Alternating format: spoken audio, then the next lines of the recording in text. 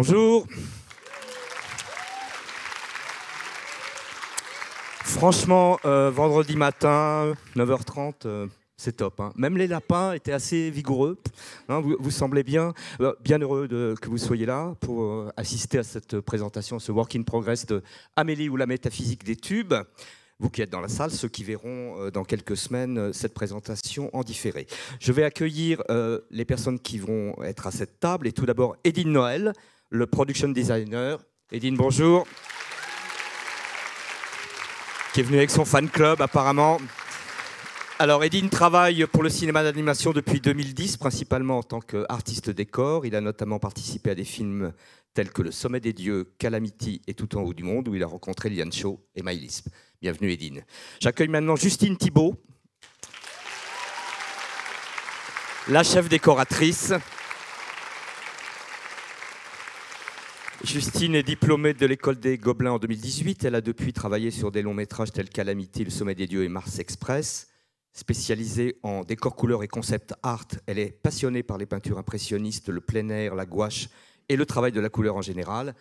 Elle enseigne également à l'Atelier de Sèvres, donne des masterclass dans l'école en ligne Underpaint Academy et a sorti une bande dessinée, Alma, aux éditions Kinaï en 2011. Bienvenue Justine.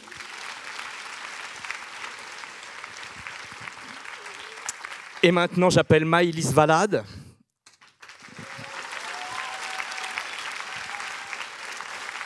Réalisatrice, diplômée d'art graphique à l'EPSA en 2006 et l'École nationale des Gobelins en conception et réalisation de films d'animation en 2009. Le Gardien de phare, le film de fin du titre qu'elle co-réalise, remporte à Annecy le Cristal du court-métrage étudiant en 2010. Ça date un peu quand même, Maëlys, non? Cette même année, elle intègre les productions de long-métrage, secteur dans lequel elle va rester ancrée sur des films tels que Adama, Ernest et Célestine, Le Petit Prince, Tout en haut du monde, Un homme est mort, Les hirondelles de Kaboul, J'ai perdu mon corps, Calamity ou Séraphine, plus récemment, sur lesquels elle œuvre au développement graphique, à l'animation 2D, au design des décors et des personnages et surtout au storyboard. Elle rencontre Liane Shaw sur la production du Petit Prince et poursuit son aventure auprès de lui et aux côtés de Rémi Chaillet sur Tout en haut du monde et Calamité, sur lequel elle contribue à plusieurs postes, storyboard, personnages, décors et animation également. Bienvenue Maëlys. Et enfin, j'appelle Liane Shaw. Bonjour Liane Shaw.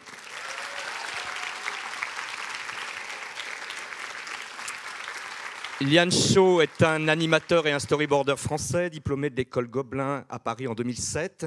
Il a travaillé comme animateur clé dans des longs métrages tels que Lucky Luke tous à l'Ouest ou L'illusionniste de Sylvain Chomet. Puis il a collaboré en tant qu'animateur senior sur le film Zarafa. Riche de ses expériences en animation, Liane Shaw a alors décidé de s'orienter vers le storyboard. Il participe à des films comme Astérix, Le Domaine des Dieux, Le Petit Prince et Tout en haut du monde, où il sera aussi le superviseur de l'animation 2D. De 2018 à 2020, il est au travail avec Rémi Chaillet sur Calamity, à la fois au storyboard et en direction de l'animation. Et nous sommes tous là aujourd'hui pour parler de Amélie ou la métaphysique des tubes. Liane Shaw, peux-tu nous dire comment est née l'idée de ce film? Alors déjà, au nom de l'équipe, merci d'être venu. Comme disait Patrick, un vendredi à Annecy à 9h30, c'est très courageux. Ça nous touche énormément. Et donc effectivement, donc, ce projet, alors j'ai découvert le livre à 19 ans. Et pour être honnête avec vous, j'étais pas vraiment un grand littéraire. Hein. J'étais plus jeux vidéo, dessin animé japonais.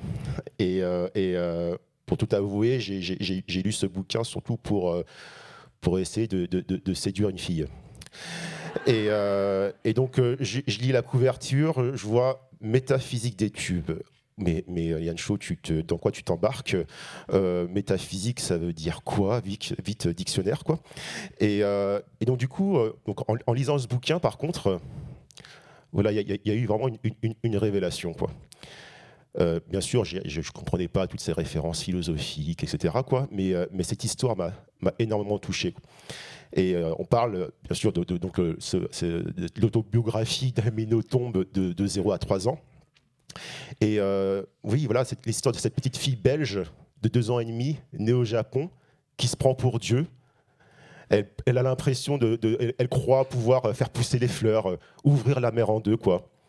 Et dans sa perception, elle pense que personne ne la prend au sérieux, à part Nishio-san, donc sa nounou japonaise. Et suivre ses aventures, sa perception du monde à travers ses yeux d'enfant, jusqu'au moment, à la fin, à l'âge fatidique de ses 3 ans, où le monde s'écroule lorsqu'elle découvre qu'elle devra quitter le Japon et bien sûr quitter Nishio-san. Et donc, dès ce moment-là, j'avais déjà le fantasme de l'adapter en animation. J'avais déjà des images en tête.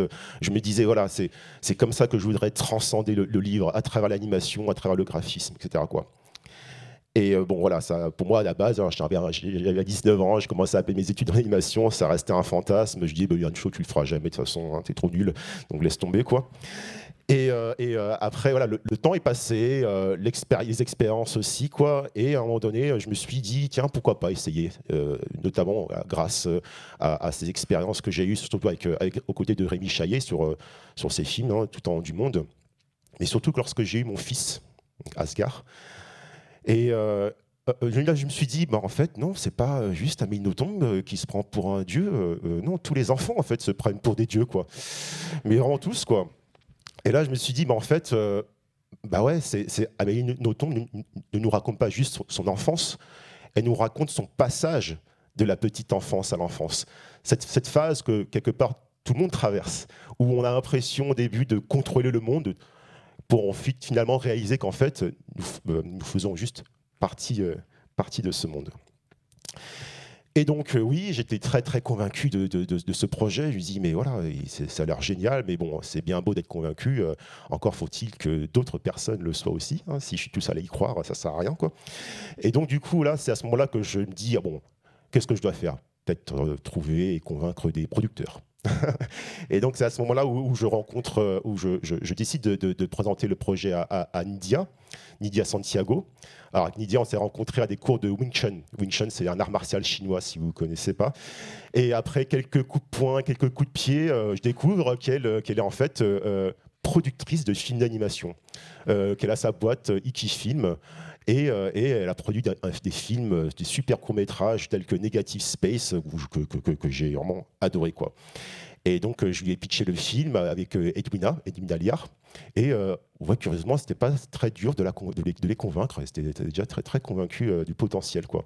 Et bien sûr, j'ai aussi pitché le film à Maybe Movies, donc Henri Magalon et Claire Lacombe. Bien sûr, forcément, avec leur collaboration depuis tout temps du monde, puis Calamity, il était pour moi évident qu'on devait travailler ensemble.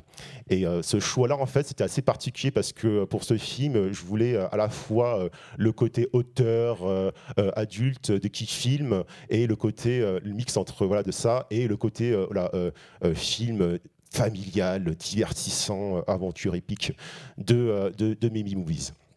Et qui Mimi Movies qui a été pareil, très convaincu à fond, quoi. Bon, je me dis bon, super, qu'est-ce que je dois faire maintenant? Peut-être convaincre la plus importante, la première intéressée, hein, Amélie Nothomb. Alors là, comment on fait? Alors on me dit bah t'as qu'à lui écrire une lettre. Plein de fans qui lui écrivent des lettres et tu l'envoies aux éditions Albin Michel. Ok, super, je vais faire ça. Par contre, Yancho, fais gaffe. Il faut l'écrire à la main. J'ai dit, ok, à la main, merde, j'ai pas écrit à la main depuis le bac. Comment faire? Ok, alors je vais acheter un beau stylo plume, papier lettres à la librairie, ça m'a coûté un bras et tout, quoi. Et je commence, alors je fais plusieurs essais. Bon, bien sûr, je la tape sur Google Doc avant, hein, faut pas déconner non plus quand même. Je les fais pas non plus en straight, quoi. Mais alors je recommence plusieurs fois, je montre à Maïs, mais c'est mal écrit, machin, et le soir, t'as plein de ratures. Ok, je recommence et tout, quoi. Et ouais, je m'y suis pris au moins 7 fois. Et j'envoie cette lettre. Aux éditions à Michel, je me dis non mais il va se foutre de ma gueule avec mon niveau syntaxe collège et tout, quoi, va me rire au nez et tout, et jamais elle va me prendre au sérieux, quoi.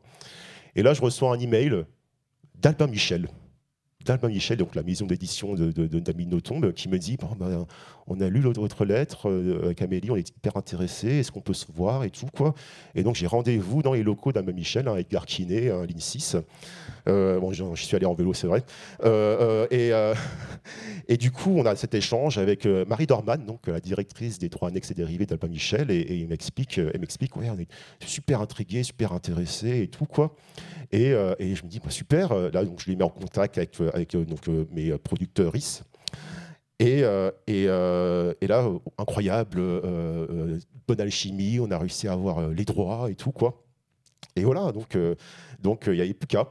Et à ce moment-là, effectivement, on a recommencé, on a recontacté 2 minutes, hein, le studio 2 minutes Paris à Angoulême, et La Réunion aussi, avec qui on a travaillé sur Tout en du monde et Calamity. Donc voilà, on rappelle les mêmes et on recommence.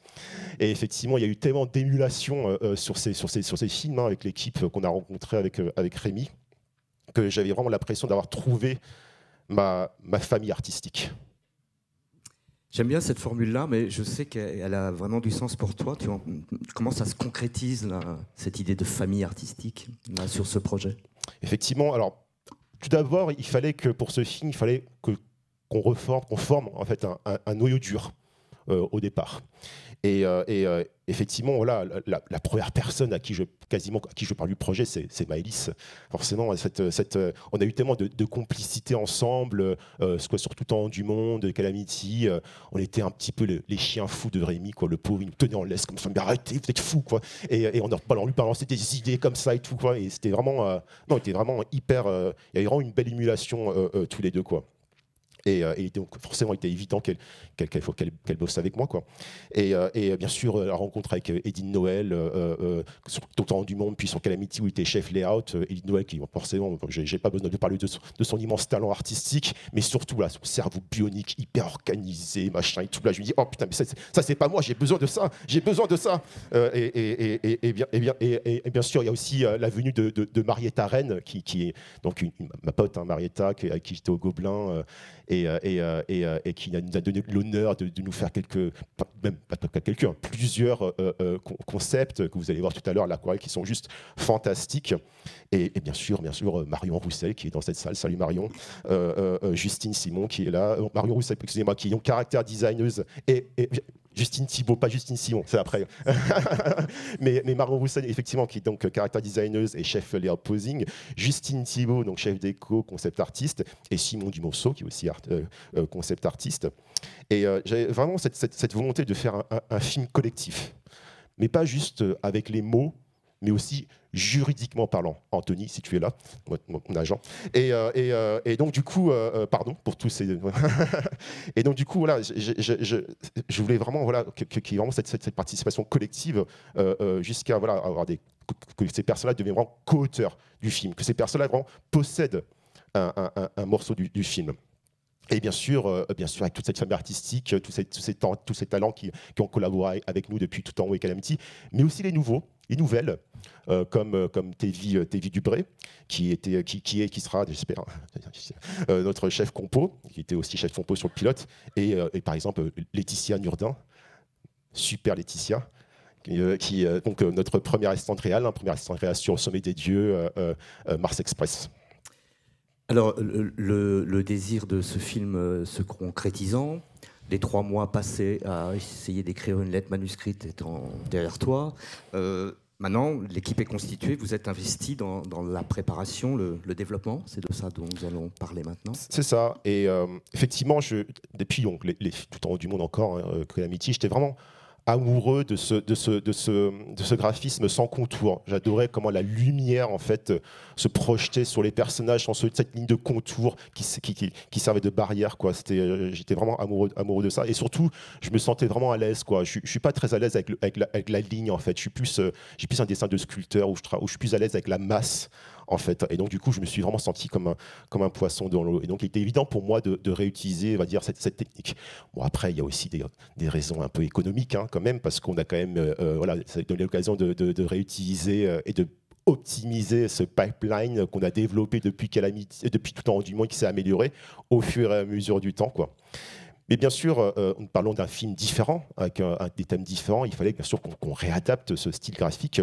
Donc je voulais effectivement des formes plus rondes, des contours plus texturés, avec un effet encore plus pastel, quoi. Et surtout l'occasion de pouvoir jouer avec les flous, hein, le focus, out of focus, et la transparence, parce que papa n'aimait pas trop ce genre de choses. Désolé Rémi, je faisais une petite boutade. donc voilà. Donc je te laisse Edine enchaîner. Ouais, vous avez chacun le vôtre normalement. Hein. Ah ouais, c'est vrai. Oui, donc il y a eu plusieurs étapes de développement qui ont eu lieu grosso modo entre 2019 et 2021. C'était en dehors de nos boulots respectifs. Donc c'est les images que vous voyez un peu défiler. Il y a toutes sortes de choses. Grosso modo, c'était 2 semaines par-ci, 2 semaines par-là, et chacun est un peu intervenu quand il pouvait, avec ses contraintes familiales et de boulot, quoi. Voilà, en somme, quoi. Et donc là, ce qu'on peut voir, c'est à la fois des recherches en couleur avec les intentions qu'avait Lian Cho au départ. C'était aussi en parallèle de l'écriture du scénario, donc on est aussi vachement parti du livre. En parallèle, vous écriviez le scénario avec Haute-Pie. Et on peut aussi voir, donc là on voit des images de beatboard dont Maëlys va nous parler un peu après, et on voit aussi là toutes les recherches de Marietta Rennes, qui ont évidemment servi de grosse impulsion pour le chara design du film. Et donc voilà. Et donc il y a eu ces étapes-là qui ont duré, qui ont été 2 semaines par-ci, 2 semaines par-là, et ensuite Maëlys et Lian Cho sont allés à Cyclic pour le beatboard. Donc voilà, oui, nous étions à Cyclic à Vendôme, donc au centre de la France, pour une petite résidence d'écriture et pour commencer à penser à la mise en scène, à quoi ça allait ressembler par la suite.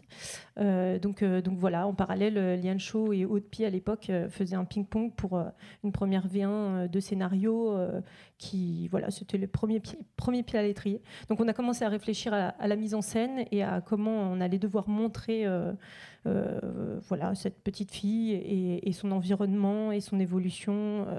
Voilà. Donc c'était très riche, c'était très dense, c'était pendant 1 mois. Ça nous a aidé à constituer les dossiers et, pour les financements. Et donc voilà. Et donc on a pu commencer à aller vers le pilote en fait. Et donc c'est au pilote qu'on a pu définir vraiment plus le style, qui s'est encore peaufiné après, bien sûr, mais qui nous a permis de tout tester. Donc, on va lancer le pilote. Voilà. Au commencement, il n'y avait rien. Rien, à part Dieu. Et Dieu trouvait ça bon. Ses seules occupations: avaler, digérer, expulser. Votre bébé est un légume. Je veux voir le légume. Moi aussi. Nous t'appellerons la plante, c'est plus joli. Mais Dieu préférait qu'on l'appelle le tube.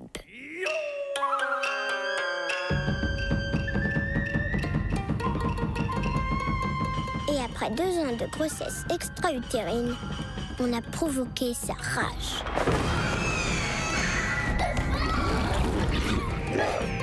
Exister hors de son règne? Hérésie. On essaie de l'amadouer? Ça ne prend pas. Mais le miracle a eu lieu. Ou le plaisir du chocolat blanc m'apprend que Dieu, c'est moi.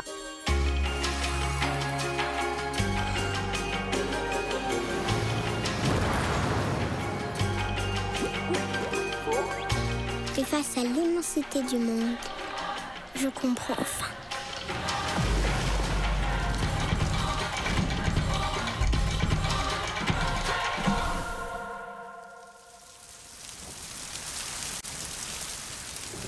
Non, je ne suis pas Dieu.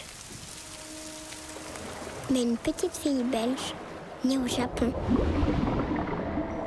et qui s'appelle Amélie.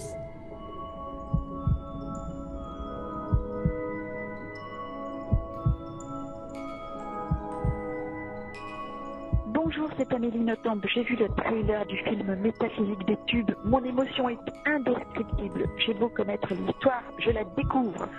Et je suis sous le charme. La suite, par pitié.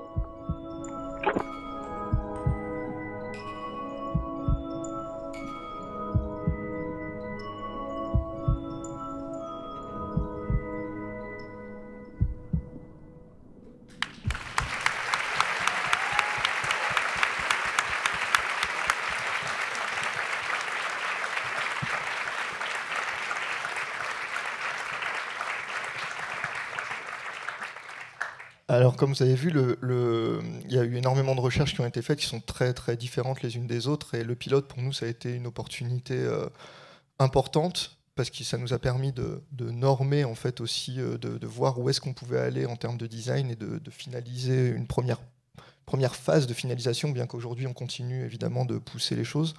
Mais ça nous a permis de pousser tout ça. Donc là, par exemple, je vais vous montrer, il faut juste que le fichier se lance.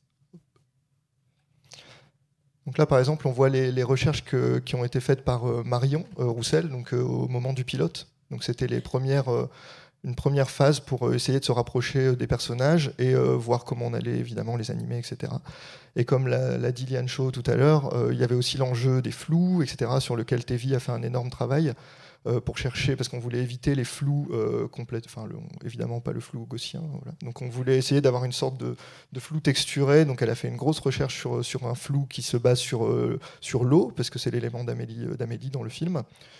Et donc c'est un peu ce qu'on. Alors là, on va vous montrer quelques exemples de plans qui passent du storyboard au layout.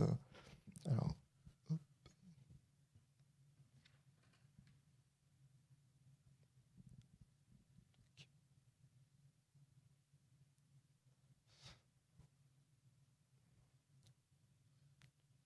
Voilà, donc par exemple, dans ce plan, l'enjeu était, donc là en haut, enfin vous voyez, c'est un step by step d'un plan du pilote. Donc là, c'était un plan typiquement qui nous a permis d'essayer le flou, par exemple. Dans un plan suivant, là, c'était aussi, on sait que les FX vont être un énorme enjeu sur le film, donc c'était aussi l'occasion de tester un peu ça, notamment avec des gens qui travaillaient assez loin. Là, c'est peut-être Liancho, tu veux parler de ça. Du plan, oui, effectivement, l'eau est un enjeu très important dans ce film. Et sur ce plan-là, effectivement, juste pour une petite histoire, le FX a été animé par une personne qui s'appelle Olivier Malric. Bon, je ne sais pas si vous connaissez Olivier Malric. Yes, exactement. Et depuis l'Australie, donc du coup, c'était drôle de bosser avec lui, avec 12 heures de décalage horaire, quoi. Et voilà, c'était vraiment un honneur de pouvoir avoir Olivier sur ce plan-là. Et donc voilà, on a pu faire un plan dans le pilote qui est le timelapse pour montrer l'évolution quand elle était dans son état légume. Pendant 2 ans et demi, elle n'a pas bougé du tout et elle a grandi. Et c'était pour montrer cette temporalité qui passe, les gens qui orbitent autour d'elle. Et c'est donc ce plan qu'on va sûrement réutiliser dans le film parce qu'il a coûté très cher. Ouais, très cher. Très cher. Nous a permis aussi de tester les couleurs, d'ambiance dans cet univers feutré de maisons japonaises et dans différentes temporalités. Et donc le temps, c'est aussi un truc qu'on va beaucoup exploiter dans le film. On aura plusieurs phases comme ça où du temps va passer. Donc voilà, c'était important pour nous de montrer ça là maintenant. Et je vais laisser la parole à Justine parce qu'elle va vous parler un petit peu des décors. Est-ce que mon micro est allumé ? Oui. Oui, alors la spécificité qui est aussi un petit peu une des grosses raisons pour lesquelles j'ai rejoint le projet, c'est que sur le pilote, mais aussi sur le film, on travaille avec, comme vous avez pu le voir dans les déroulés, des layouts qui sont très très rough, très succincts, et c'était une volonté d'Edine pour laisser une grosse partie des décors finaux et du rendu de ces derniers à l'équipe couleur. Ce qui, moi, m'a beaucoup convaincue parce que le décor couleur est un métier qui est souvent en bout de chaîne dans la fabrication et on n'a pas forcément énormément de responsabilités dans les images finies. Et là, c'est le cas. On nous fait énormément confiance. C'est un vrai travail de peinture, de composition. Et on a presque créé du coup un poste hybride entre le layout et le décor couleur. On nous a donné des responsabilités qui sont normalement allouées aux layout artistes. Et c'est un grand plaisir et merci de nous faire confiance comme ça. Merci d'être là, hein, surtout. Merci. Et donc oui, je vais enchaîner sur la musique du pilote. Alors j'avoue, je suis un gros fan de bandes originales d'animation japonaise, hein, un énorme fan de Yoko Kanno pour celles et ceux qui connaissent.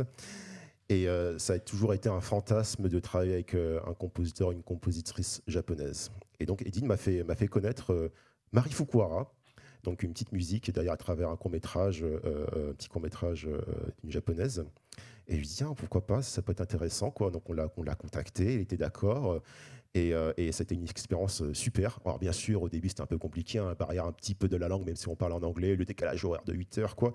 Mais le résultat était tellement... Enfin, moi, j'étais tellement convaincu, tellement content, en fait, que là, on est effectivement...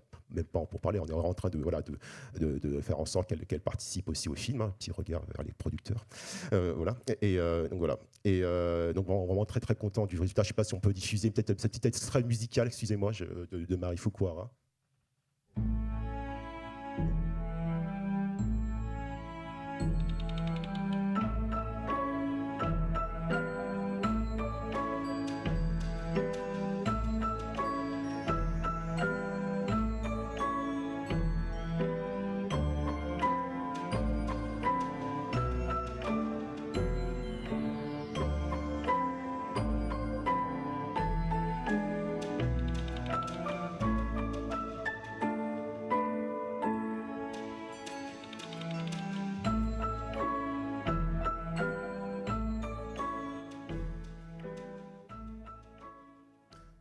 Alors pour conclure par rapport au pilote, effectivement, il y a eu encore une fois une super collaboration au storyboard entre moi et Maëlys.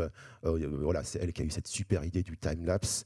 Et c'est à ce moment-là que je me dis qu'il était évident que Maëlys me rejoigne à la co-réalisation, quoi. Alors, vous venez d'évoquer des aspects ayant trait à l'image, à la musique, à l'instant. Qu'en est-il du scénario, sachant qu'il s'agit là d'adapter un ouvrage d'une grande notoriété et qu'il y a sans doute un challenge un peu particulier? Alors déjà, pour parler du début, nous allons d'abord commencer par une première écriture du scénario entre Aude-Pie, notre co-scénariste, et moi-même. Il y a eu ensuite une première version du storyboard faite à partir de ce script. Et donc, s'en est donc suivi une bonne réécriture en incluant Maëlys et Edine, qui sont devenus aussi co-scénaristes. Et nous avons réécrit pendant 7 mois. Mais entre ces deux versions, il y a eu donc un brainstorm visuel qui a été fait pendant 2 semaines entre Edine, Justine et Simon. Oui, alors pour parler un petit peu de cette période, déjà il faut que je rende hommage à Simon Dumonceau, qui était le concept artiste qui était avec nous, qui n'est pas là aujourd'hui, mais qui est une personne adorable et de très grand talent. Et en gros, cette période était assez particulière parce qu'on s'est retrouvé avec du coup plus du tout de base de storyboard, parce que tout avait été un peu remanié pour la future V2. Du coup, on avait juste une colonne vertébrale narrative. Et on s'est retrouvés à 3 à faire un ping-pong artistique et presque de propositions littéraires, de séquences, de gros travail de symbolisme autour de ce que traversaient les personnages, de ce qui signifiait un petit peu les différents objets qu'on avait rencontrés dans la V1 et comment on pouvait pousser tout ça. Et c'était très cool de le faire à 3. C'est un très bon chiffre d'équipe pour sortir de sa zone de confort, être challengé, mais en même temps se comprendre. Donc là, vous voyez toutes les images qu'on a fait pendant ces 2 semaines très, très denses.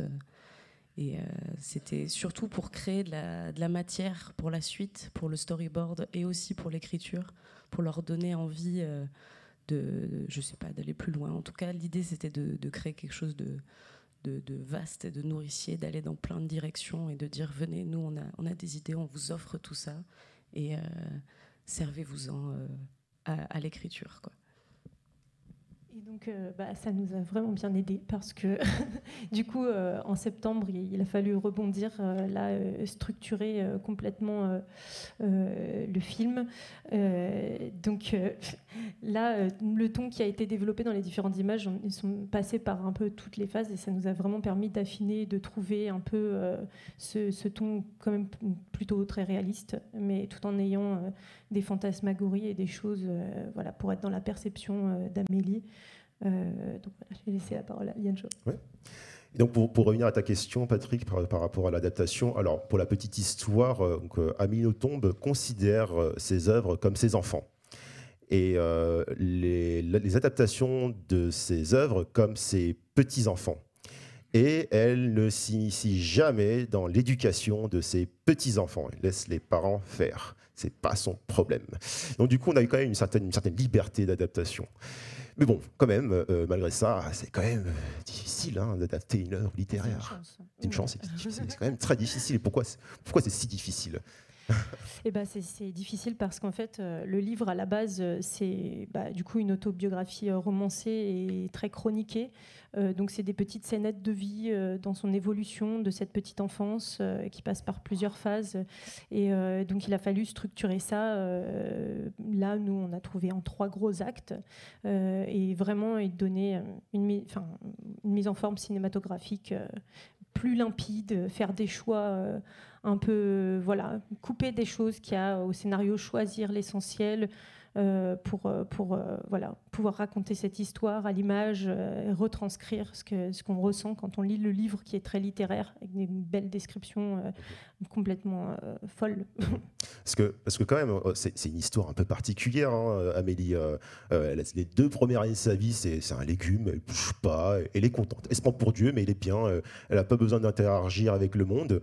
Et tout d'un coup, après 2 ans, on ne l'explique pas, tout d'un coup, elle prend conscience de ce corps qu'elle ne maîtrise pas. Alors elle se sent humiliée, elle se sent, donc elle pète un câble, totalement enragée, fait vivre un enfer à sa famille pendant 6 mois, jusqu'à ce que sa grand-mère paternelle arrive de Belgique au Japon, et lui donne un morceau de chocolat blanc. et la révélation, il se passe un truc de fou, son esprit et son corps se connectent, et c'est à ce moment-là, connexion synapse, et c'est à ce moment-là qu'effectivement qu'elle prend vraiment conscience du monde en fait, quoi. Et là, elle a qu'un seul objectif, c'est vraiment voilà, aller à la poursuite du plaisir, conquérir le plaisir, et effectivement, et donc voir la vie à travers sa perception, quoi. Sa perception, et d'ailleurs, voilà, qui a posé question parce qu'on ne savait pas du tout si on devait le représenter sous la forme d'un pouvoir, comme on peut voir dans le pilote où elle ouvre la mer en deux. Au final, dans le film, ce sera pas exactement ça. C'est beaucoup plus. En fait, on a choisi d'être naturellement dans sa perception, puisque le livre, c'est ça, c'est uniquement sa perception de sa petite enfance, dont elle se souvient aussi quand même très bien. Et c'est vraiment comme une Madeleine de Proust. Il fallait qu'on représente ça de manière vraiment comme des souvenirs qu'on pourrait garder de ces moments-là, les choses qu'on voit de manière gigantesque, même voir des apparitions de choses qui ne sont pas là. Voilà. Et effectivement, il y a quand même pas mal de quelques thèmes forts qu'on a vraiment comment dire, exploité, quoi, des thèmes un peu quand même particuliers, hein, pour parler avec le point de vue de la petite enfance, hein, quand même. On est quand même dans une époque post-Seconde Guerre mondiale, hein, 25-30 ans après, quoi. Et on a ce personnage de Kashima-san qui est un peu le némésis d'Amélie, quoi. Effectivement, hein, qui n'a jamais digéré en fait la défaite de son pays, quoi, et qui garde cette rancœur. Et l'occupation occidentale, tout de même. Absolument, quoi. Et donc il y a cette dualité entre Kashima-san, qui a vécu la guerre en tant qu'adulte, hein, qui avait perdu sa famille, on va dire, et Nishio-san, donc Nishio-san, qui elle, un peu cette dualité, qui était encore très très jeune, et avec Amélie entre ces deux-là, quoi.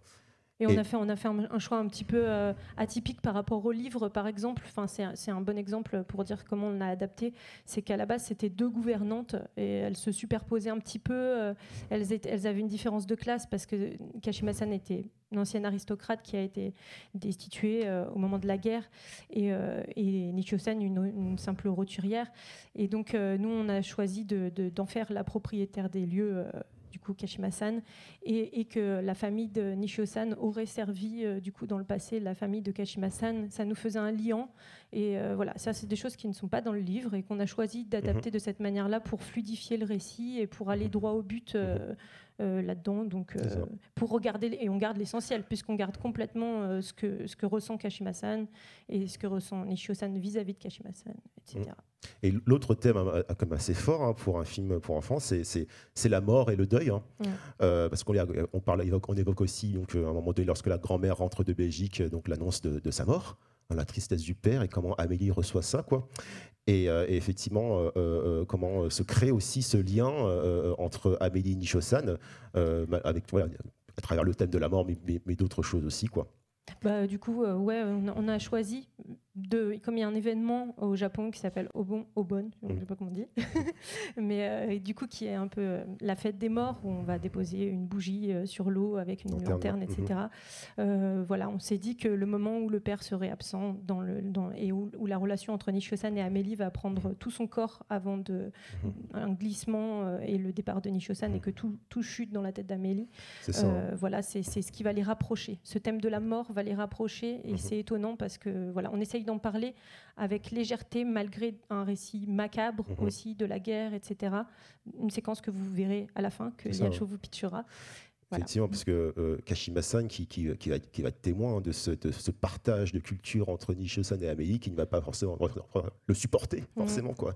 Et ce thème, donc ce lien entre Nishio-san et Amélie, qui va être quand même le fil conducteur du film, hein. Cet amour qui va se créer entre ces deux personnages, et bien sûr le déchirement à la fin, lorsque Amélie va découvrir qu'elle devra quitter le Japon, qu'elle va perdre tous ses repères, c'est ça, l'écroulement de. Elle se pense japonaise, ça c'est un truc qu'on n'a pas dit. C'est ça. Elle se croit japonaise. Elle grandit auprès de Nishio-san. À la base, dans le livre aussi, elle parle. Sa première langue, c'est le japonais. Elle cache à ses parents qu'elle sait parler. Elle ne parle qu'à Nishio-san, et elle parle très bien. Et ça, on n'a pas pu le faire, question de traduction internationale, etc. Du coup, on a manipulé le récit aussi pour que ça fonctionne autrement. mais ça a été un petit crève-cœur, en tout cas. Et voilà.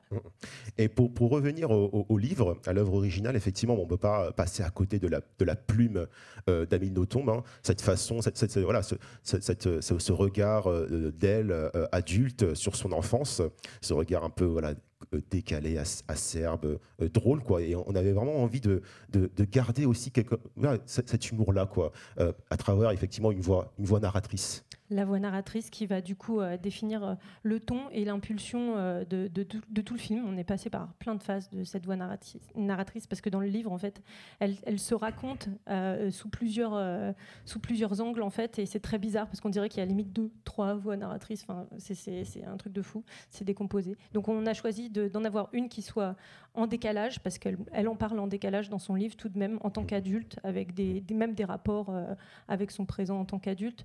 Donc voilà, pour nous, ça nous paraît plus logique comme ça par la suite, et on l'a réécrit comme ça, et on raconte cette histoire perçue, cette perception d'Amélie depuis sa petite enfance avec cette voix narratrice dès le début.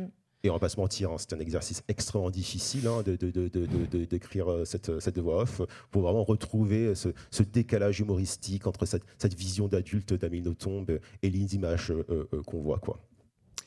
Et donc voilà, là on vous montre la structure finale qu'on a remis en place, Liane Cho, Edine et moi, à partir de septembre.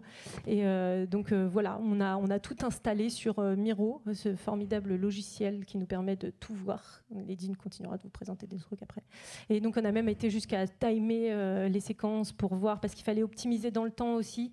Donc il y a eu des trucs un peu crève-cœur. On avait une réception, le père qui chante le no, des choses comme ça qui ont dû disparaître. Il fallait faire des choix. Et donc, mais pour aller à l'essentiel, et tant mieux, parce que du coup, on va être plus dans une fulgurance et plus dans la petite enfance, vraiment. Et comme on veut parler aux petits et aux grands, c'était essentiel pour nous. Donc, on a tout noté. Là, on a récupéré des images qu'on avait du beatboard et de la première phase toute la première phase de storyboard aussi. Et on a recomposé toute une histoire à partir de là, en sélectionnant et en ajoutant des nouveaux thèmes. Voilà. Donc, il fallait vraiment qu'on ait cette vision d'ensemble. Et puis, il y a même les petites étoiles là-haut, c'est les endroits où on avait les fantasmagories dans le film. On s'est dit, voilà, il faut qu'on hiérarchise parce que ça coûte cher. Il faut faire hyper gaffe. Du coup, voilà. Merci de nous donner accès à cet outil. Là. Je trouve ça assez formidable. Vous venez de le dire, l'histoire se déroule au Japon dans les années 70. Comment, au plan du design, vous avez pris en charge ce contexte ? Alors effectivement, l'imaginaire d'Amélie est forgé par deux cultures, celle de sa famille belge et celle du pays où elle est née, donc le Japon.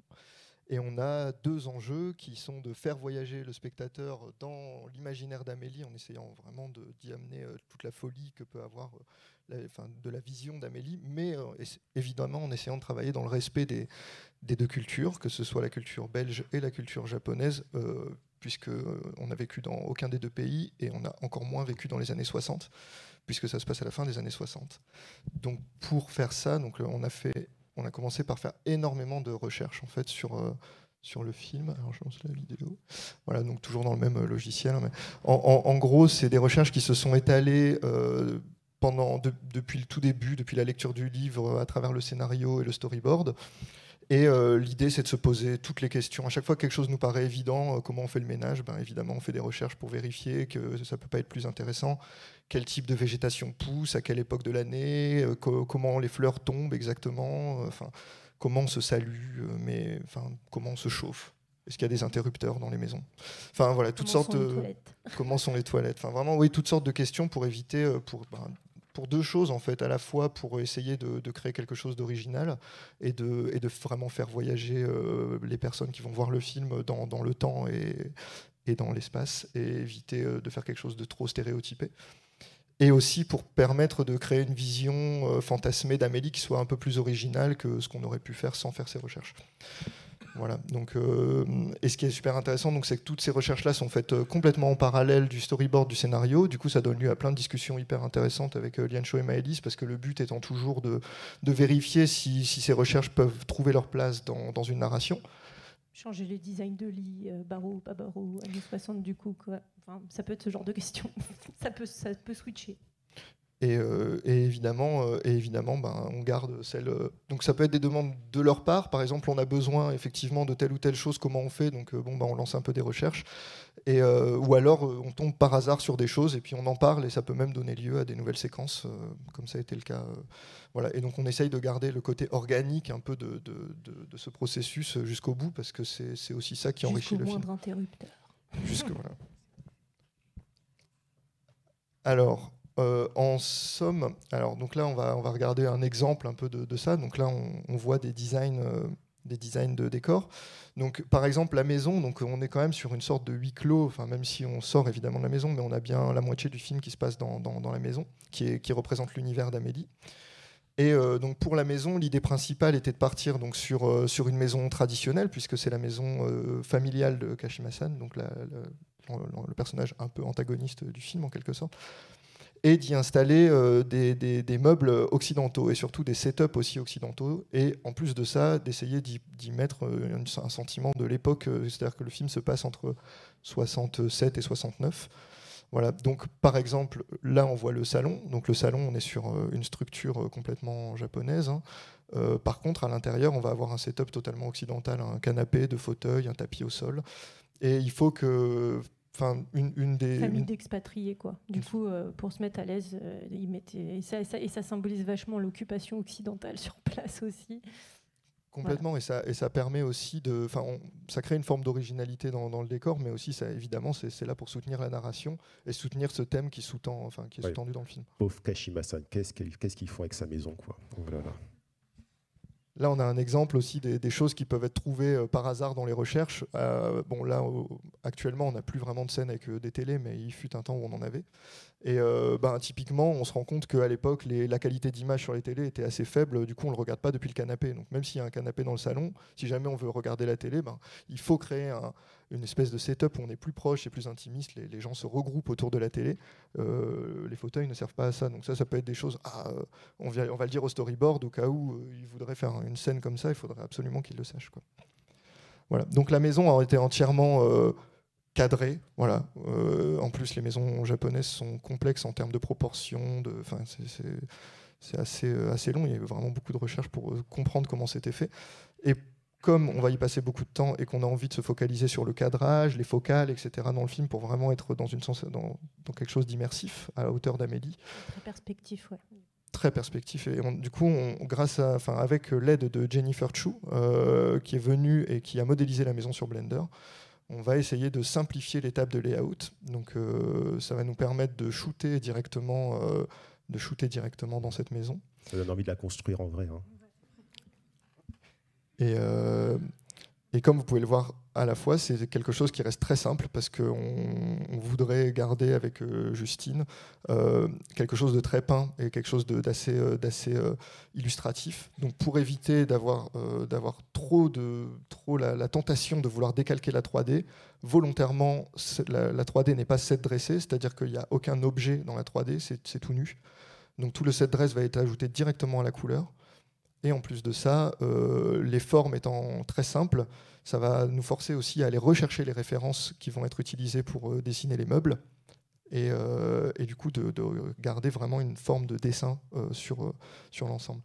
Donc ça, c'est pour simplifier l'étape de 3D et ça a aussi aidé un peu au storyboard, évidemment. Parce que nous a amené d'ailleurs d'autres détails qui sont cruciaux parce que c'est un film très sensoriel. Et donc Edine a aussi pensé à plein de petits détails comme le sol glissant, quand Amélie va courir dessus ou s'étaler dessus, les reflets, la hauteur des portes parce que c'était assez bas, le père est assez grand. C'est des petits détails mais qui font toute la différence quand on met en scène les choses pour se sentir vraiment dans cet environnement. Donc c'était super. Et à l'inverse, donc le jardin qui est l'univers d'Amélie et de Nishio-san et aussi de Kashima-san, donc il y a évidemment un conflit sur ce jardin, mais le jardin est laissé totalement libre, c'est-à-dire qu'on aurait pu modéliser le jardin en 3D, mais volontairement on ne l'a pas fait parce que l'idée c'est de garder une forme que ce lieu soit le lieu du rêve. Et en fait, ce jardin a été pensé comme un parc national. C'est-à-dire c'est vraiment quelque chose qui, dans les yeux d'Amélie, sera immense à perte de vue. Jamais on verra un seul mur à ce jardin, du moins au début du film. C'est quelque chose qui évolue, puisqu'à la fin du film, quand Amélie commence à devenir un peu plus réaliste, à se désillusionner en quelque sorte sur qui elle est, ce qu'elle fait dans le monde. Sa perception va rétrécir. Sa perception rétrécit, on commence à voir les murs apparaître, les choses paraissent plus petites. Mais au début du film, et notamment dans les séquences les plus importantes de jardin, on est vraiment sur quelque chose d'immense et d'infini. Donc là, on voit des concepts qui soient à la ligne comme ici, ou alors en couleur par Simon et Justine sur cette planche. Voilà. Vous parliez de timing, je vous donne un petit élément de timing. On est bien, mais il ne faut plus trop traîner. Ok, on avance alors. On avance. Alors bon, comme je passe très vite dessus, mais c'est pour vous montrer que globalement, les BG sont dessinés de façon extrêmement rough parce qu'on se focalise quasiment uniquement en design sur l'espace et sur les cadrages. C'est de la proposition. Et ensuite, les storyboarders prennent pas. Voilà. Mais l'idée est tout le temps de leur proposer des cadrages pour pouvoir se projeter vraiment dans l'histoire et pas faire des designs forcément extrêmement beaux. L'idée étant derrière de laisser aussi une forme de liberté créatrice aux personnes qui vont faire le décor et qui puissent s'éclater un peu aussi, quoi. Pas trop tout loquer, quoi. Donc là, on voit maintenant les caras là où ça en est actuellement. Donc c'est work in progress. Alors donc là, c'est le travail de Marion Roussel et en association avec Maëlys. Donc sur le travail des personnages. Donc je vais le lancer en diapo. Hop. Sur le travail des personnages, ce qui est intéressant par rapport à Marion aussi, c'est que Marion est quelqu'un qui est passionné de couture, d'art du fil, on appelle ça. Et elle a fait un énorme travail en fait sur le matiérage des vêtements. Donc on essaye d'avoir des vêtements, enfin elle essaye d'avoir des vêtements plus ou moins lourds, plus ou moins fluides en fonction de la personnalité. Par exemple, Amélie étant thématisée sur l'eau, elle va avoir une robe qui va être extrêmement fluide et elle va aussi, ça peut se projeter aussi dans les coiffures. Par exemple, elle va avoir une coiffure changeante, tandis que Kashima-san, qui est un personnage qui représente plutôt une forme de rigidité dans ce film, va avoir un chignon éternel et des vêtements avec une forme de lourdeur et de rigidité. Voilà. Donc ça, c'est des choses qui sont extrêmement importantes en fait dans le ressenti qu'on va avoir à la fin dans le film. Et donc c'est là où on en est actuellement. Et par les couleurs aussi. Effectivement, les thématisé par couleur. Vas-y. Vas-y, mais c'est que chaque personnage est un peu pensé avec sa propre couleur. Amélie est thématisée un peu sur l'eau, mais par le vert. Nishio-san par le jaune, très solaire, très chaleureuse. Et puis le frère, par exemple, le rouge, parce qu'il est plus nerveux, plus taquin. Et Kashima-san, surtout, qu'on thématise par le violet, même par les ambiances qu'il y aura autour d'elle, pour que ce soit plus pesant, un peu plus mélancolique. Voilà, pour accentuer la dramaturgie, on fait des choix un petit peu tranchés comme ça. Et donc pour finir sur cette partie-là, là Justine et Simon vont attaquer très prochainement le color script. Donc actuellement, l'étape où on en est, c'est qu'il y a une sorte de préparation qui est faite, qu'on vous montre très succinctement, dans lesquelles tout est quadrillé, c'est-à-dire le moment de l'année, chaque séquence pour le moment, il y a une proposition, mais qui peut évidemment évoluer suite aux propositions que vont faire Justine et Simon. Oui, ça va être une étape qui va être très intéressante parce qu'on a une somme de contraintes colorées qui vous ont été un peu présentées. Donc on doit évoquer les années 60 par des combinaisons de couleurs et de formes. On doit aussi évoquer le Japon et bien entendu respecter les thématisations colorées des personnages. Donc l'enjeu du color script va être de trouver dans quelle variation de couleurs et de teintes on va pouvoir fonctionner pour transmettre les émotions des séquences, et je pense que ça va être une étape de grande recherche. Ça va être très intéressant. On n'y est pas encore du tout, donc je ne peux que spéculer pour l'instant. Juste pour conclure sur le production design, c'est vrai que c'est quand même un rôle assez spécial parce qu'on ne le voit pas très souvent dans les films d'animation 2D. Hein. C'est surtout, en France en tout cas, c'est surtout très 3D, quoi. Et j'avoue, c'est très important. L'heure de parler du storyboard, je crois. Hein. Absolument. Alors oui, donc le storyboard, bon, pour parler, on va dire, juste en introduction, c'est l'étape où on est actuellement. Hein. Donc là, Malice va vous parler un petit peu de la vision de mise en scène. On va vous présenter aussi 2-3 séquences si on a le temps. Donc une première plutôt animatique, donc montée, etc. avec du son, et 2 autres si on a le temps ou que je pitcherai à la bouche. Parce qu'on est au tout début du montage, donc voilà, les séquences après, on ne pouvait pas trop les montrer parce qu'elles sont encore en work in progress, vraiment. Du coup, voilà. Donc, dans les thèmes, en tout cas, ce qu'on a traversé comme problématique au storyboard et puis comme guide, c'était de cette mise en scène qui doit être très proximale entre les personnages. Donc, à hauteur d'enfant, dans la perception d'Amélie, le plus souvent, pas forcément en POV, parce qu'en fait, le POV, c'est très vite redondant et pénible, donc c'est pas le sujet, mais d'avoir, voilà, d'être proche des personnages, d'avoir des morceaux, on va dire, de premier plan, machin, d'arriver à avoir des cadrages sur les visages sous différents angles, éviter de l'avoir toujours de face, d'ailleurs éviter de l'avoir de face, sauf moment vraiment iconique, et donc développer une grammaire qui soit vraiment intéressante. Et donc aussi par rapport à la famille, ça a été tout un enjeu parce qu'on est du coup clos dans cette maison. La chorégraphie des personnages, faire chorégraphier tout ça, caractériser chaque personnage, éviter d'avoir des réactions en chœur pour rendre le récit le plus vivant possible et qu'on comprenne aussi chaque personnage. Donc voilà. Et puis il y a le truc de jouer entre la réalité et la fantasmagorie. Donc Donc voilà, on va lancer, comme on doit aller vite, la séquence, une séquence de la rencontre la première rencontre entre Nishio-san et Amélie. Voilà. Personne ne me comprenait comme ma grand-mère. Il me voyait toujours comme le bébé. C'était insupportable.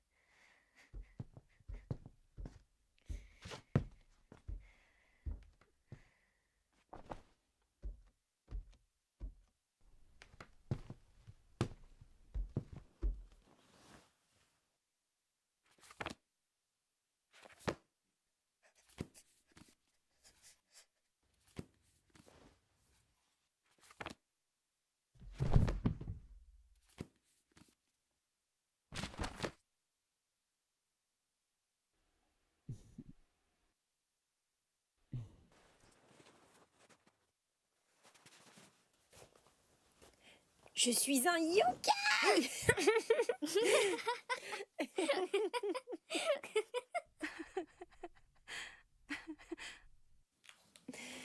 Viens voir. C'est Odoroshi. C'est un yokai qui assure la protection des dieux. Il habite le plus souvent dans un sanctuaire désolé. Et quand quelqu'un s'y conduit mal ou il fait des bêtises, il produit un bruit énorme. Il peut aller jusqu'à tomber d'un endroit élevé et écraser le mécréant. Son rôle est de donner une bonne leçon aux humains.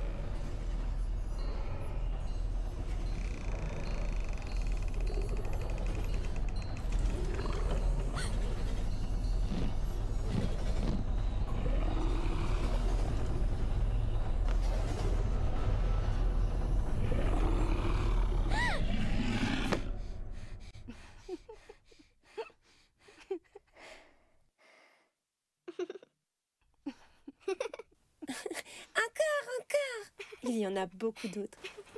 Mais ce sera pour une prochaine fois.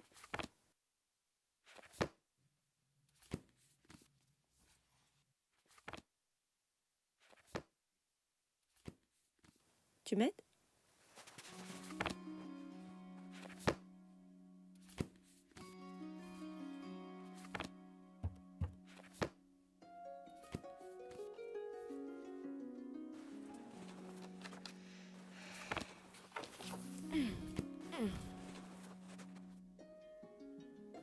Merci Ahmed-chan.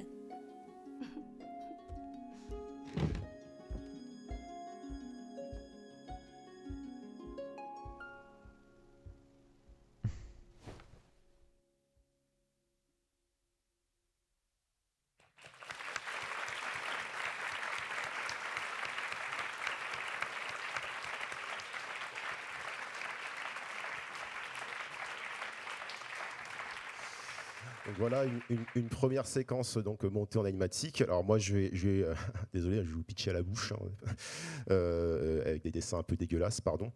Alors pour juste vite fait avant de présenter ça, juste un petit contexte de un petit peu de contexte de ce qui se passe un petit peu avant. Donc Nishio-san et Amélie sont donc à l'extérieur. Il commence à pleuvoir. Amélie commence à kiffer. Oh, c'est trop bien la pluie quoi. Et Nishio-san lui dit mais il faut rentrer, tu vas fondre. Et elle veut pas, elle veut rester sous la pluie. Et Nishio-san lui dit en fait bah oui c'est normal que tu aimes la pluie. Hein. Ame veut dire pluie en japonais quoi. Donc tu es la pluie. Et wow, super, Amélie hyper contente. Et si tu rentres à la maison, bah, je peux te montrer comment ça s'écrit. Donc un petit subterfuge pour la convaincre de rentrer quoi.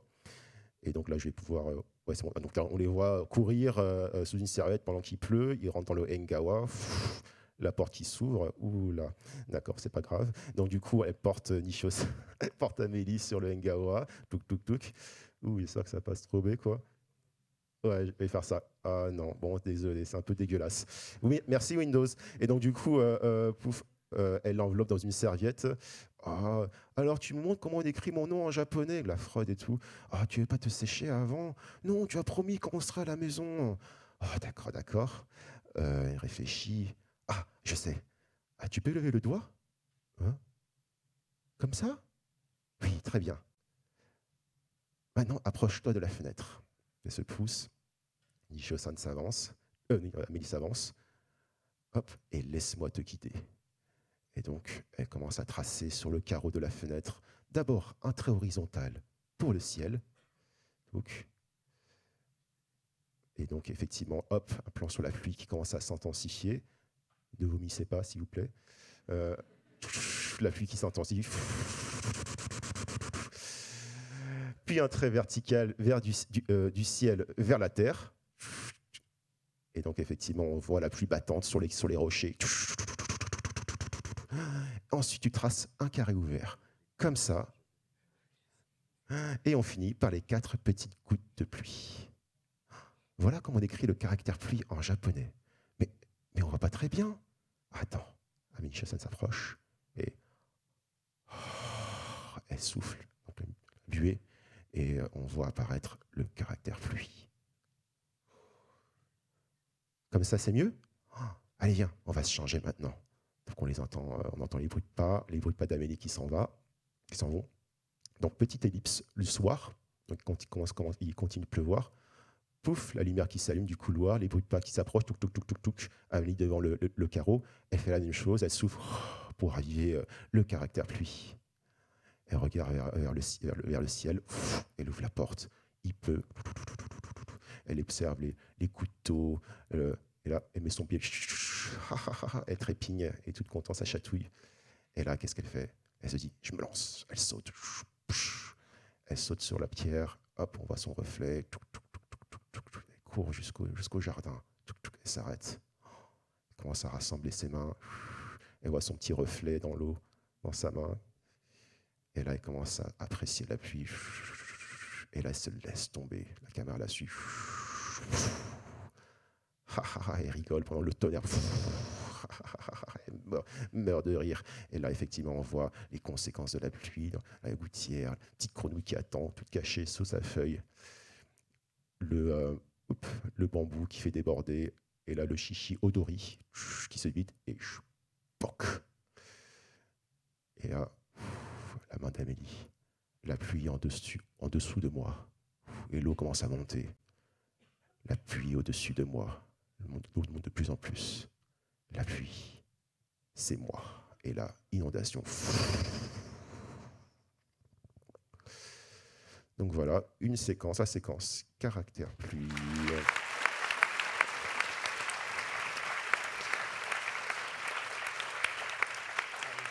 C'était super de finir avec cette séquence-là. Merci infiniment. Nous avons du temps pour échanger avec vous, pour vous entendre et pour que vous puissiez questionner les amis qui sont à la table ici. Nous avons du temps, mais pas trop, donc décidez-vous. Voilà, quelqu'un ici au premier rang. Si vous voulez bien juste dire qui vous êtes pour que nous vous situions. Bonjour, je suis une étudiante en animation et je me demandais comme question, quand vous faites la narration, est-ce que du coup Madame Nothomb, elle a rien à voir du tout comme ce que vous disiez, ou vous lui montrez à peu près à chaque étape comment ça avance? Elle ne veut rien savoir. Et c'est une chance parce qu'on a quartier libre. Au premier rang, je vois une main qui se lève, s'il te plaît. Et... Alors j'ai tendance à moins voir au fond, donc n'hésitez pas à vous manifester si vous avez des questions. Bonjour, je suis aussi étudiante en animation. Je voulais savoir comment ça s'était passé pour les droits, vu qu'elle ne vous a fait aucun retour, etc., sur le film. Comment ça s'est passé, en fait? C'était juste avec Albert Michel qu'il a fallu voir ça? De ce que je sais, après, il faut en discuter avec les producteurs, productrices qui ont négocié. mais effectivement, c'était assez simple, curieusement, quoi. Les deux, Michel et Amélie Nothomb, étaient vraiment convaincus du projet, vraiment séduits, très très séduites. Donc ça allait très vite, en fait, quoi. Une précision aussi par rapport aux deux questions, c'est que Amélie Nothomb se réserve le droit à la fin, en ayant vu le film, de dire librement adapté d'eux ou librement inspiré d'eux, pardon, ou adapté d'eux. Donc ça, c'est un droit qu'elle se réserve à la fin en voyant le film. Bonjour, je suis scénariste et félicitations, c'est magnifique. Et j'ai moi-même un projet un peu franco-japonais, mais que j'ai écrit en anglais. Donc j'étais intéressée pour savoir comment vous avez géré ces histoires de langue et comment c'est venu à ne pas utiliser le japonais quand ça aurait pu être utilisé. Est-ce que c'était une histoire d'audience pour l'accès aux plus petits, ne pas avoir de sous-titres, ce genre de choses? Merci. Par rapport à la langue japonaise, pour être honnête avec vous, il y avait une façon de le faire. Quand vous regardez, je prends l'exemple de Tarzan. Désolé, hein. Tarzan, le film de Disney, où au début on voit Kala, la gorille, qui secourt son bébé et elle parle en gorille. Une fois qu'on retrouve Kerchak, son mari, il parle en anglais. Tarzan grandit, il parle en anglais. Et ensuite, lorsqu'elle trouve Jane, Tarzan parle en singe. Hein, mais quand elle retrouve sa famille, il parle en anglais. Et ensuite, lorsque Tarzan revoit Jane, Jane lui apprend l'anglais. Donc Tarzan parle un anglais un peu bizarre, quoi. Et puis lorsqu'elle revoit sa famille, il parle en anglais. Enfin, tout ça, finalement, ça marche dans un film d'animation, dans un film, quoi. Mais bon, on a dû faire quelques choix, au final aussi, de simplification. Effectivement, la question de l'audience. Ça marche pas forcément une fois traduit. C'est justement ce qui nous a guidés dans ce choix final. C'est qu'en fait, par exemple, pour le Japon, on ne comprendrait pas forcément les enjeux et finalement, c'était mieux de restructurer. Je reste convaincu que ça aurait pu marcher selon une certaine façon. Mais voilà, c'est la vie. Hein. On a gardé des petites phrases, des mots japonais, en fait, avec nos protagonistes japonaises. Ça nous tenait à cœur parce que voilà, on aurait voulu qu'elles parlent vraiment japonais.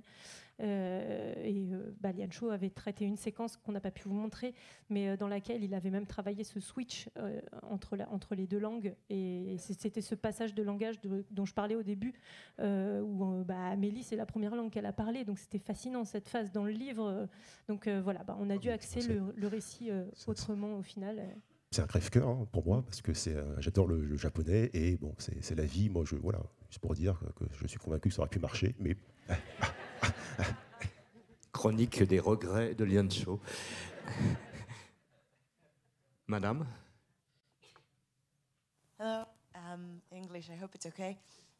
I love the beautiful soft line and brushes and haziness of the look. And I was wondering which program did you use and how you got that beautiful special look? Okay, so which software? Ah bon? Ok, super, je pouvais pas me la péter.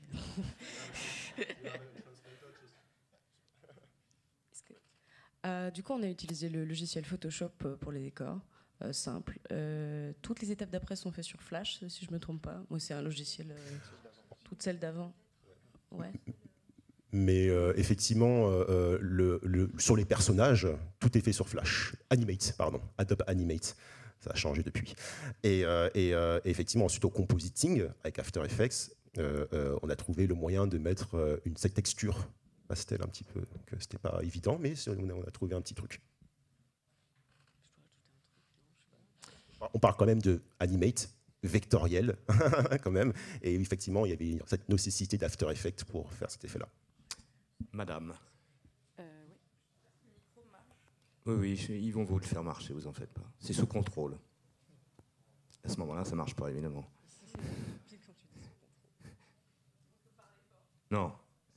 Non, c'est totalement interdit. Ça. Ok, très bien. Moi, je suis animatrice 2D et coloriste d'animation, donc je suis très intéressée par l'aspect animation des masses de couleurs que vous disiez. Est-ce que c'est une étape séparée ou est-ce que c'est les animateurs qui vont immédiatement animer en masse? Voilà. Alors effectivement, il y a ce. Bon, j'étais directeur de l'animation sur le temps du monde des Calamity. Effectivement, c'est une question qui me concerne. Les animateurs, d'abord, animent en ref. Alors d'ailleurs, il y a cette étape extrêmement importante du posing layout. Parce qu'on, voilà, avec le budget qu'on a, on est très plus posing layout, voilà quoi. Et effectivement, d'abord, on valide des refs, puis c'est déjà au posing layout mis en ce qu'on appelle en surface, donc en masse de couleurs, quoi. Puis ensuite, les animateurs, lorsqu'ils reprennent ça, ils font un ref, donc ils redessinent en ref, en reprenant les poses du posing layout, certains éléments. Puis ensuite, il y a cette étape de dessin d'animation, donc une autre équipe qui reprennent les refs et qui font juste donc peignent, en fait, repeignent, quoi. Voilà. Je ne sais pas si ça répond à la question. Oui. Merci beaucoup. Je vois une main se lever ici et un micro arriver près de vous. Bonjour, moi aussi je suis une étudiante en animation et je voulais savoir par rapport au pilote, vous avez dit que vous avez passé un mois au cyclique animation, mais ça a passé combien de temps pour faire le pilote, donc du chara design, concept art, tout ça, au pilote final, quoi? Alors, moi, j'ai commencé le storyboard en août 2020, tout seul. Puis ensuite, Maëlys m'a rejoint en septembre, où on a fait un ping-pong pendant un mois. En parallèle, Edine a effectivement fait ses recherches de production design pour tout ce qui est aspect graphique. Marion nous a rejoint aussi en septembre pour faire les caractères design. Ça a duré peut-être à peu près un mois, mais c'était assez vite, hein, quand même. Ça reste un pilote quand même, on n'a pas non plus masse de budget, même s'il a coûté quand même cher, hein. Mais effectivement, je crois que le film s'est terminé, le pilote s'est terminé en janvier, fin janvier. Donc ça a pris, en tout, pas à full équipe, hein, mais août, septembre, octobre, novembre, décembre, janvier, à peu près 6 mois, mais le plus condensé, c'était octobre, décembre, on va dire. Et oui, les producteurs, productrices voulaient vraiment, pour ce pilote, parce qu'en général, un pilote, ça se fait avec des bouts de ficelle, hein, mais ils voulaient vraiment reproduire, voilà, les conditions de fabrication d'un film, d'un long métrage, quoi. Ça répond à la question. Alors, oui, au centre, merci. Bonjour, du coup je m'appelle Estelle, étudiante en animation, et je voulais savoir, du coup, le film durera combien de temps en tout? Il va durer, enfin on espère, 70 minutes. Et si on arrive à le réduire encore un petit peu, je pense que ça peut être cool, même par rapport à ce qu'on veut raconter, la fulgurance des choses, etc. Ce sera peut-être un petit peu plus, ce sera peut-être un petit peu moins, mais c'est autour de 70 minutes. Ouais. On va dire un peu moins pour les productrices, pour producteurs. Premier rang.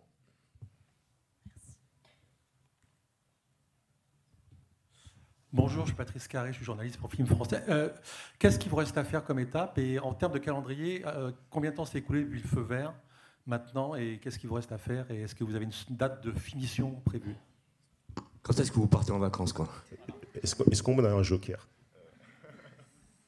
Là, en fait, on a fini l'écriture il y a 3 mois. Ça va. Voilà, il y a 2 mois et demi, les storyboarders ont commencé à revenir.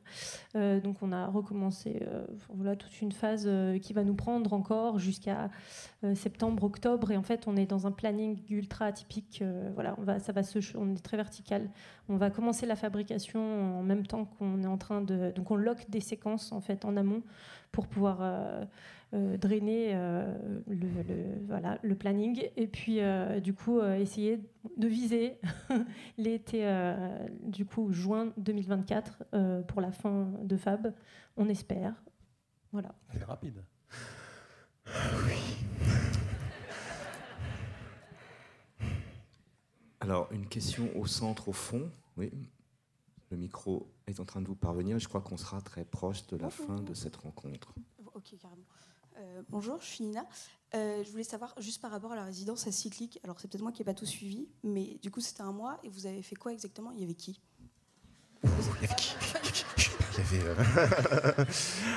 Alors, la résidence a duré 2 mois en tout, août-septembre 2021. En fait, c'était après le pilote. On a un peu changé la narration. Mais le premier mois, donc, je l'ai passé surtout avec... moi, j'étais sur place, donc Aude à distance, où on a effectivement passé pas mal de temps à l'écriture. Puis ensuite, le 2e mois, Maïs m'a rejoint, et c'est là où on a commencé à faire les beatboards. Donc, à partir de cette première version de scénario, quoi.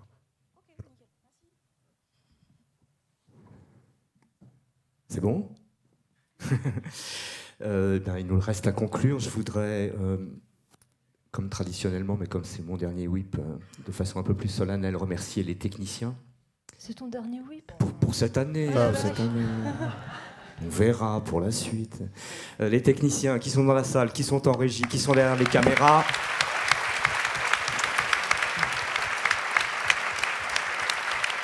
Qui, outre être extrêmement professionnels, sont super sympas. Les traducteurs que vous ne voyez pas, mais qui sont aussi essentiels à ce moment. Les équipes de Citia, tous, mais particulièrement Iman et Clémence. Et je voudrais aussi dire que ces whips, chaque année, je le sais parfaitement, on vous arrache au travail que vous êtes en train de faire. C'est le cas de tous les whips, mais je sais que sur celui-ci particulièrement, il a fallu que vous vous extrayiez de ce travail très dense que vous menez actuellement. Donc merci infiniment de nous faire ce cadeau. Et merci aux producteurs aussi et productrices qui ont permis que vous soyez là. Merci à toi aussi. Merci à pour vous. ta patience. Merci à tout le monde. Merci.